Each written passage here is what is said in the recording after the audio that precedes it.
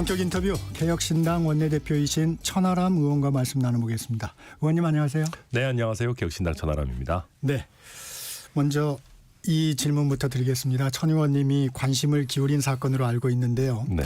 최상병 순직 사건 관련해서 항명 등의 혐의로 기소된 박정훈 전 해병대 대령 무죄 선고를 받았습니다. 판결 의미 어떻게 보십니까? 네, 군대처럼 굉장히 상명하복이 중요한 조직에서도 위헌 위법함이 명확한 명령에 대해서는 거부하더라도 죄가 되지 않는다라는 것을 군사법원이 명확하게 한 사건입니다. 그래서 뭐 군인도 그럴진데 우리가 사실 예전에 뭐 윤석열 대통령이 그런 얘기 한 적 있잖아요. 나는 사람에 충성하지 않는다. 네네. 인상적인 말이었죠. 인상적인 얘기였죠. 네.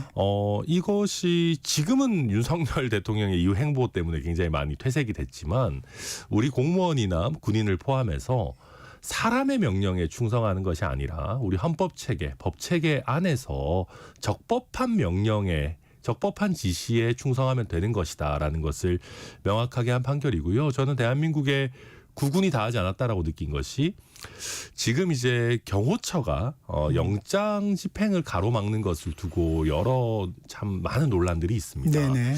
저는 그래서 경호처에 계시는 우리 공무원들께서 적법한 영장에 저항하라는 명령이 저는 제가 봤을 때는 명백하게 불법하다라고 생각을 하는데 그렇다라고 한다면 그 부분 잘 한번 살펴보셔가지고 우리 경호처 직원들도 불법한 명령에 복종해서 오히려 본인의 어떤 형사처벌이나 신분상의 불이익을 받지 않도록 했으면 좋겠다. 그래서 박정훈 대령 사례를 보면 위헌 위법한 명령에는 응하지 않아도 된다라는 것이 저는 아주 굉장히 우리 사회에서 혼란이 있을 때 아주 좋은 타이밍에 의미 있는 판결이 잘 나왔다. 저는 그렇게 평가합니다. 네, 경호처에도 경고를 좀 하셨네요. 네. 특검법 관련 얘기해 보겠습니다. 야6당 내란 특검법 재발의했어요. 네. 의원님께서는 국민의힘에서 발의했다고 해도 믿을 수준이라고 말씀하셨는데 바뀐 핵심 내용 먼저 설명해 주시죠. 네, 제일 중요한 게 특검 추천 권한입니다. 네. 기존 법안들은 야당이 추천하도록 되어 있었습니다. 그러다 보니까 국민의힘과 정부에서는 이거 너무 좀 편향된 것 아니냐. 위헌 요소가 있다. 위헌 요소가 있다라고 이제 거부권 행사 이후에서도 밝혔는데 어제 발의한 내란 특검법 같은 경우는 소위 말하는 제3자 추천 방식으로 했습니다. 그래서 대법원장에게 추천권을 온전히 주고 대법원장이 2명을 추천하면 대통령이 선택하는 것으로 했고요. 기존의 민주당이 제3자 추천이라고 하면서도 소위 말하는 야당의 거부권, 그러니까 비토권을 넣어놨었어요. 예. 그래서 저도 그때 이런 거 하지 말고 깔끔하게 가자 이런 얘기 한 적이 있었는데 네. 이번에는 정말 그런 비토권 이런 거 하나도 없이 아주 깔끔하게 정리를 했고요. 수사 기간이나 수사 인력 같은 것들도 기존의 특검법 사례들을 참고해서 너무 과도하지 않도록 많이 줄여놓은 그런 법안입니다. 국민의힘은 그런데 수사 범위 부분이 좀 논란이 될 것 같은데 국민의힘은 좀 수사 범위를 줄이려고 하는데 네. 이번 특검법을 보니까 외환죄를 추가했어요. 좀 네. 진통이 있지 않을까요? 이거는 주진우 의원도 아시는 분이 이런 얘기 하시니까 사실 좀 이상한데 일단 저는 이 얘기 듣고 좀 웃겼던 거는요. 네. 기존 특검들도 다 수사 범위에 제한은 없었습니다. 예를 들면 관련해서 인지하는 사건 이렇게 해서 다 열어놨었어요. 그리고 수사 범위를 열어놓은 것을 가장 적극적으로 활용해서 가장 넓은 범위의 수사를 하고 특히 보수 진영 사람들을 정말로 많이 수사하고 잡아가둔 사람이 사실 윤석열이거든요. 네. 그렇게 수사 폭넓게 해서 많은 사람 잡아들인 사람을 특히 자기 진영 사람들 많이 잡아가둔 사람을 좋다고 언제는 대선 후보 만들고 대통령 만들 때는 언제고 이제는 수사 범위 얘기하는 것 저는 참 좀 새삼스럽고 웃기다고 생각하는데요. 우리가 수사라는 것이 원래 생물이기 때문에 하다 보면 가지를 쳐서 뻗어나가고 인지수사들을 많이 할 수 있습니다. 네. 그래서 수사 범위를 그런 거를 다 빼고 예를 들면 외환죄를 추가하지 않았다고 해도 기타 인지하는 사건 등으로 해서 수사할 수 있어요. 그래서 이거를 범위를 어떻게 설정할 거냐는 논의는 사실은 좀 부차적인 것이고요. 그러면 이걸 어떻게 통제하느냐.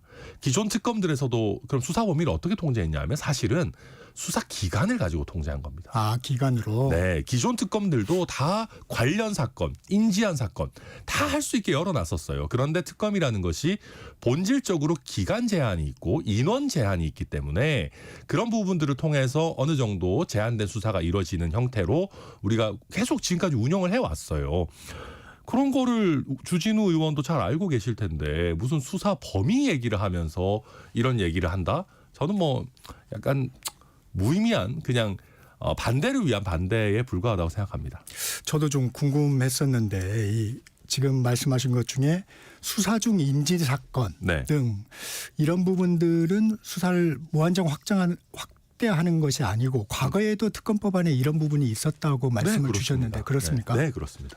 네, 기존의 큰 특검들, 뭐 예를 들면 박근혜 전 대통령 특검이라든지 뭐 그런 거는 말할 것도 없고요. 상당수의 특검, 거의 대부분의 특검에 이런 부분들이 있었을 겁니다. 그리고 이거는 너무 정치공학적으로 이상한 얘기일지도 모르겠는데요. 네. 국민의힘과 윤석열 대통령 입장에서는 특검 수사 범위가 넓은 게 나쁘지도 않아요. 왜냐하면 그건 무슨 말이죠? 주범 입장에서는 네. 오히려 범위가 확장돼서 지금 아까도 말씀드렸지만 특검은 시간과 인력으로 수사 총량이 제한이 됩니다. 그런데 범위가 넓어지면 오히려 주범 입장에서는 수사의 깊이가 줄어드는 거예요. 나쁠 게 없는 거거든요. 그렇기 때문에 오히려 야당들 입장에서는 특검이 막 지나치게 많은 걸 수사하느라고 주범인 윤석열에 대한 수사가 얕아져서는 안 된다는 생각들도 당연히 갖고 있습니다. 그러니까 근데 이제 우리가 특검이라고 하면은 그 사람들도 나름 수사 오래 한 전문가들이기 때문에 그 강약 조절을 합니다. 특검들이 바보가 아니거든요. 기존에도 인지사건 관련 사건 다 수사할 수 있었지만 뭐 말도 안 되게 떨어져 있는 거 들고 와가지고 뭐 하겠다 이러면 국민적인 지탄을 받아요. 그러니까 수사기관이 한정돼 있으니까 그럼요. 다 이렇게 확장할 수는 없다. 당연하죠. 그리고 네. 이게 뭐 검찰처럼 전국 검찰 조직을 다 총동원할 수 있고 이런 게 아니잖아요. 인원도 제한이 있기 때문에 자연스럽게 총량이 제한이 된다 말씀드립니다. 네. 국회 표결 계획도 좀 전해주시죠. 네, 저희가 지금으로서는 다음 주 정도에 본회의 통과를 생각을 하고 있고요. 지금 국민의힘에서도 자체안을 만들겠다고 하기 때문에 당연히 저희도 국민의힘 안 나오면 적극적으로 협의할 생각인데 다만 무의미한 시간 끌기라고 생각이 된다면 거기에 동조해서 시간을 끌 생각은 없고 다음 주 본회의 통과 정도의 일정으로 협의를 적극적으로 해보려고 합니다. 합의가 어느 정도 안 되면 의결을 할 수밖에 없다. 네, 그런데 지난번에 이제 기존의 야당 추천 방식의 특검법 내란 특검도 네. 여당에서 두 분만 더 찬성을 네네. 하셨다면 200석을 넘겨서 이제 거부권 무력화를 할 수 있는 상황이었는데요. 지금 이미 제3자 추천 방식 이게 사실은 한동훈 전 대표가 제안했던 방식이고요. 한동훈 대표보다는 덜 알려져 있지만 저도 최상병 특검 등에서 제3자 추천 방식을 유사하게 주장한 바가 있습니다. 개혁신당 주장했기도 하고 그래서 이미 지금 친한계 의원들 중심으로 이 정도는 받아야 되는 거 아니냐라는 얘기들이 공공연하게 나오고 있습니다. 그래서 저는 이번 제3자 추천 방식은 국민의힘이 설사 동의를 하지 않는다고 하더라도 당론으로 저는 기존에 비해서는 최소한 뭐 4-5분 이상의 찬성이 있다라고 하면 최초 표결부터 200석을 넘겨서 표결이 돼서 정부의 거부권 행사가 무의미해지는 경우가 있을 수 있다라고 보고요. 기명 투표에서 설령 뭐 그렇게 하시기 어렵더라도 저는 정부가 거부권을 쓸 명분도 없어졌다고 생각하지만 그럼에도 불구하고 거부권 써서 돌아오면 저는 이번에는 200석 넘겨서 무난하게 통과될 거라고 생각합니다. 그렇기 때문에 권성동 원내대표도 본인들 안을 만들겠다라고 이제 발등에 불이 떨어져서 지금 그러고 계시는 거다. 그렇게 평가합니다. 네, 이 과정에서 이런 일도 있었어요. 쌍특검 그 찬성을 밝힌 김상욱 의원, 권성동 원내대표가 탈당하는 게 어떠냐 이렇게 제안을 했다는데 이 부분은 어떻게 보십니까? 두 가지 정도입니다. 우선 위헌적인 비상계엄에 저항하고 민주주의를 회복하려고 하는 의원이 어쩌면 국민의힘에 남지 않은 몇 안 되는 소중한 미래 자원입니다. 이 미래 자원을 오히려 잘 가꿔야 되는 상황에서 오히려 위헌적인 비상계엄을 옹호하는 세력이 정말 민주적이고 미래지향적인 세력을 몰아내려고 한다라는 것이 비극이고요. 오히려 당의 국민의힘이라는 정당의 미래를 생각한다면은 권성동 원내대표가 윤석열의 손을 잡고 탈당이든 뭐 출당이든 하시는 것이 오히려 적합한 선택이 아닐까라고 네. 생각을 하고요. 두 번째로는 이것도 약간 강약 약강입니다. 강자에게 약하고 약자에게 강한 겁니다. 권성동 원내대표의 태도가. 지금 기존 특검법 등의 공개적인 찬성 의사 아니면 탄핵에 대해서도 마찬가지고요. 찬성 의사를 밝힌 의원들 중에 중진 의원들도 안철수 그렇죠. 네, 안철수 중진 의원들도 의원이나 있죠. 조경태 의원이나 이런 네. 중진 의원들도 있습니다. 이 사람들한테는 왜 나가라고 말 못합니까? 얘기 안 했던 거죠. 예, 제가 알기에는 얘기 안 했던 걸로 알고 네. 있습니다. 왜 이미 나름대로 자리를 잡고 있는 중진 의원들에게는 강자에게는 아무런 말도 못하면서 상대적으로 당내 지위가 취약한 초선 의원들, 초선 의원인 김상우 의원이나 아니면은 비례대표 의원인 뭐 장애인 비례대표죠. 우리 네네네. 그렇지만 김예지 의원한테만 이런 식으로 압박하고 심지어는 탈당을 권유하고 하는 것은 전형적인 강약 약강의 태도거든요. 그래서 권성동 원내대표가 그 국회에서 뭐 정치적으로 동의하든 안 하든 성품이 그래도 좋고 좀 약간 사람이 뭐랄까요 이렇게 남자답다는 표현 쓰면 안 되나요? 어쨌든 간에 아싸란 느낌이 있다라는 네. 평가들을 받았는데 네. 저는 이거는 정말 굉장히 비겁하고 강자에게 약한 태도라고 생각합니다. 네. 의원님께서 지금 언급하셨던 그 김상욱 의원과 네. 함께 법안도 내셨더라고요. 네. 60민주항쟁 기념일을 국경일로 격상하는 내용을 담은 법안인데 어떤 배경입니까? 이게 이제 뭐 드린 소개해 주신 것처럼 법안 내용 간단합니다. 60민주항쟁을 국경일로 격상해서 기념하자라고 하는 것이고요. 저는 김상우 의원을 보면서 이번 비상계엄 사태를 겪으면서 뭐라고 할까 환골탈퇴하셨다고 해야 될까요? 아니면 뭔가 참 뭐 개인적으로 굉장히 큰 어떤 깨달음을 얻으신 것 같습니다. 대한민국의 민주주의는 이미 확고하고 어떻게 보면 여야의 정쟁이라고 기존에는 바라보셨다면 이건 그냥 제가 평가하는 겁니다. 이번 이 내란 사태를 겪으면서 이 민주주의를 지키는 거에 있어서는 지금 여야가 없고 기본기를 해놓고 그 다음을 이야기해야 된다라는 어떻게 보면 큰 어떤 뭔가 본인 정치 인생의 큰 하나의 계기를 맞이한 네. 것 같아요. 네. 그러다 보니까 특히 민주주의와 관련해서 우리나라에서 굉장히 중요한 직선제 개헌을 쟁취했던 6월 항쟁을 기념하는 것을 또 특히 저희 야당의 저와 이소영 의원과 함께 해보자, 뭐 또 여러 다른 의원님들과 함께 하자 이런 취지로 추진하고 있는 걸로 보입니다. 김상욱 의원 잠깐 평가도 해주셨는데 개인적인 교류가 좀 있나요? 네, 일정 부분은 있습니다. 네. 혹시 개혁신당에서 함께할 가능성도 있을까요? 사실 이제 그 정치인이 당적을 옮기는 부분은 저도 경험해 봤습니다만 이게 굉장히 참 고독하고 아주 무거운 결단입니다. 그렇기 때문에 제가 뭐 김상우 의원의 거취에 대해서 이야기하는 것은 적절하지 않은 것 같고 김상우 의원 본인께서 판단하실 일이고 또 제가 알기에는 탈당하지 않고 국민의힘을 바른 길로 이끌겠다라는 네. 각오를 다지고 있는 걸로 제가 알고 있습니다. 탈당 의사가 없다고 밝혔습니다. 네네. 김상욱 의원은.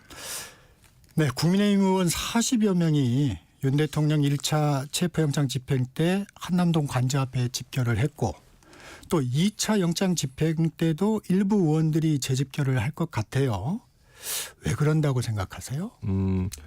저는 이제 아마 이것이 이제 윤석열 본인에게 잘 보이기 위해서 한다 내지는 그 의리를 위해서 한다라는 분들은 저는 아주 소수일 거라고 생각합니다. 네. 대통령실에서 같이 근무했던 분들이나 네. 뭐 소수의 분들이고 대부분은 이렇게 하는 것이 국민의힘 당원 내지는 국민의힘의 강성 지지층에게 더 잘 보이는 길이다. 그렇게 한다면은 당내에서 당권을 잡거나 주류로 지내는데도 이것이 더 필요하고 나아가서는 어쨌든 다음번 재선 이제 다음 총선을 네. 염두에 뒀을 때 재선에 유리하다라고 보는 것 같습니다. 그러니까 그냥 뭐 쉽게 얘기해서 그러니까 그 국회의원들이 국민의 일반적인 상식이랑 좀 다른 걸 한다, 좀 이상한 것 같다.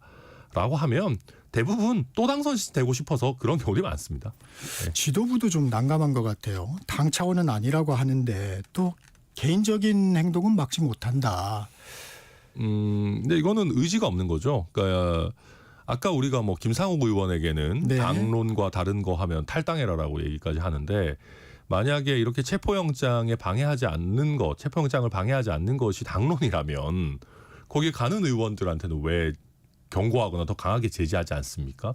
그러니까 이거는 그냥 수수방관하고 있는 것이고 네. 오히려 이런 부분은 그냥 묵시적으로 동조하고 있다. 지도부도 정치적으로는 그렇게 평가될 수밖에 없을 겁니다. 오동훈 공수처장은 어제 국회 답변에서 의원들도 현행범으로 체포영장 집행을 막으면 현행범으로 체포될 수 있다고 했는데 네. 현실적으로 가능할까요? 네, 저는 뭐 당연히 가능해야 된다라고 생각을 하고요. 이것이 불가능하다라고 하면은 국회의원은 언제나 법원의 영장에 저항하는 인간 방패가 될 수 있다는 겁니다. 뭐 이상한 예지만 국민의힘 의원들이 좀 싫어할 만한 예를 들어보면 예컨대 어떤 노동조합의 불법 파업 현장에서 그거를 어떻게 보면 제지하기 위해서 법원에 노조 지도부 체포 영장이 발부됐다라고 합시다. 법원에서. 그런데 거기에 대해서 예를 들면 노동계와 가까운 의원들이 몇 명이 가서 스크럼을 짜고 체포 영장에 저항한다. 그런데 국회의원이기 때문에 체포를 못한다라고 한다면은 국민의힘 의원들이 그것을 과연 납득하겠습니까? 오히려 반대로 국회 본회의장에 수사기관장 불러가지고 왜 국회의원은 뭐 천룡인이냐, 왜 저렇게 체포영장에 저항하는 거 가만히 놔두냐, 현행범은 체포 가능한데 당장 끌어내라라고 국민의힘 의원들이 그럴 겁니다. 그렇기 때문에 이런 식의 무의미한 내로남불을 피하려면 결국 법원의 권위를 인정을 해야 되는 것이거든요. 그래서 그것이 안 되면 우리 사회의 질서가 유지될 수가 없습니다. 그러니까 우리가 법원의 결정, 판결들을 존중하자라고 하는 것은 판사들이 완벽해서라거나 아니면 우리가 법원이 너무 예뻐서가 아니고 우리가 축구 경기도 그렇잖아요. 심판이 완벽하지 않을 수 있겠죠. 그런데 심판의 판정에 승복하지 않으면 경기 자체가 진행될 수 없기 때문이지 않습니까? 그래서 저는 이런 부분들 결국은 국회의원도 법 위에 있을 수 없다면은 법원의 영장에 저항하는 행위는 결국 공무집행 방해로서 현행범으로 처벌되고 체포될 수밖에 없다. 이렇게 평가합니다. 너무도 당연한 얘기인데 네. 공수처가 좀 해왔던 어떤 과정을 보면 좀 주저주저했던 것 같아서요. 그러니까 이게 신중한 것과 그 말씀하신 것처럼 주저하는 것은 참 한 끗 차이인데요. 신중하다라고 하려면은 전략을 갖고 타이밍을 조절하면서 신중하게 행동을 해야 될 겁니다. 그런데 지금까지 공수처를 봤을 때는 예컨대 1차 집행 이후에 지금 뭐 여러 논의들이 되고는 있지만 그럼 경호처의 간부들부터 먼저 뭐 체포하는 방안이랄지 뭐 여러 어떤 방안들을 좀 적극적으로 검토하고 또 너무 늦지 않게 실행하고 하는 모습들을 보여줬어야 되는데 그런 부분 좀 아쉬운 부분들이 있고요. 그런 비판들이 있다 보니까 어제는 공수처장이 또 국회에 와가지고 네네. 또 굉장히 단호한 답변들을 네. 내놨습니다. 그래서 과연 그 변화된 답변 태도처럼 정말 단호하고 전략 있는 집행이 이루어질지는 봐야 될 것 같고요. 다만 제가 여기서 하나만 얘기하면 물리력의 동원이라는 거는 필요할 겁니다. 당연히 막는 사람이 있으면 잡고 끌어내고 체포하는 정도는 필요하겠지만 그 어떤 경우에도 발포가 있어서는 안 됩니다. 저는 네. 없으리라고 우리 공무원들 자제력을 믿습니다만은 그래서 그 범위 내에서 최대한 어떤 발포 정도의 충격은 없도록 그러면 대한민국 경제 작살납니다. 그렇기 때문에 좀 그런 최소한의 신중함은 갖추면서 단호하게 집행해 나가주기를 바랍니다. 어제 다소 놀랄만한 단어가 등장을 했는데 백골단이라는 말이 다시 나왔습니다. 그 방공청년단의 기자회견을 국민의힘 김민전 의원이 주선을 한 것이 좀 논란이 일고 있는데 이 장면을 어떻게 보셨습니까? 굉장히 충격적이었죠. 사실 우리 대한민국 민주화 운동의 역사상 백골단이라고 하는 것은 정말로 많은 아픔과 충격을 줬던 존재입니다. 그리고 이게 뭐 이름이 반공청년단인지 백골단인지 막 이런저런 논란들이 있습니다만은 근데 스스로를 백골단 202 뭐 이런 식으로도 뭐 표현하고 백골단이라는 표현을 쓰고 심지어는 그 상징 같은 하얀 헬멧을 쓰고 나왔다라는 거는 부정할 수 없습니다. 이것은 저는 김민전 의원이 몰랐다라는 식으로 해명하는 것도 거짓일 거라고 생각하고 설령 몰랐어도 극도로 무능한 것이라고 생각합니다. 그래서 국회라고 하는 민주주의의 공간에 심지어 최근에 총을 든 군인이 와서 국회 내에서 이런 무력 충돌까지 있었던 상황에서 얼마 지나지 않아서 백골단이라는 이름을 가진 무력으로 경찰을 막겠다라고 이야기하는 청년들을 국회 네. 기자회견장에 세운다? 이거는 국회의원으로서의 실격이죠. 정말 그 이준석 의원 말대로 분뇨를 못 가린다라는 거 이상으로 사실 비판받아야 될 행동입니다. 윤 대통령 측 2차 체포영장도 불응하겠다는 입장입니다. 잘못되면 내전으로 갈 수 있다고 경고를 했는데 이 말은 어떻게 생각하세요? 지금 본인들이 그렇게 내전을 야기하고 있는 것이죠. 내전을 만들고 있고 그러지 않기 위해서 기존의 수많은 대통령들 심지어는 뭐 신군부였던 전두환 뭐 이런 분들도 이런 사람들도 법원의 영장에는 다 승복하고 자기들이 자진해서 이렇게 체포나 구속에 응하는 모습들을 보여줬습니다. 왜냐하면 거기에서 불응하게 되면 내전 상황으로 간다라는 걸 다 알았기 때문이거든요. 그것이 국가와 국민에 대한 최소한의 어떤 예의 내지는 존중, 그다음에 헌법 질서에 대한 최소한의 어떤 존중 같은 거라고 대통령직이나 한 사람들은 그래도 그것마저 파괴하진 않았습니다. 그런데 네. 법률가 출신의 대통령이 이런 얘기를 하는 것이 저도 참 너무나 안타깝고요. 그리고 체포 당하는 게 뭐 대통령의 프라이드, 뭐 대한민국의 프라이드에 뭐 문제가 생기고 뭐 어쩌고 그런 생각했으면 위법한 위헌적인 비상계엄을 하지 말았어야죠. 비상계엄을 해서 국회에 군합발로 군인들이 침투하도록 하고 심지어는 비상계엄 선포에 어떤 최소한의 국무회의나 뭐 절차적 요건들도 안 갖추고 자기 마음대로 내란을 일으켜 놓고 이제 와서 본인을 단죄하는 것이 대한민국의 어떤 프라이드에 손상된다? 그 걱정을 했으면 비상계엄을 왜 했습니까? 비상계엄을 하고 국회에 군인들을 총 들고 들여보낸 이상 처벌을 안 할 수가 없습니다. 선례와 역사를 위해서도. 저는 참 왜 이런 소리 하나 저는 참 이해가 안 됩니다. 네. 최상목 권한대행은 불개입 원칙 고수할까요? 저는 최상목 권한대행 어찌 됐든 헌법재판관 2인을 임명했고 대한민국 경제를 나름대로 안정화시키려고 하는 부분들 평가합니다. 그래서 야당에서도 너무 과도하게 최상목 탄핵을 이야기한다거나 하는 것은 저는 동의하지는 않습니다. 현재까지는.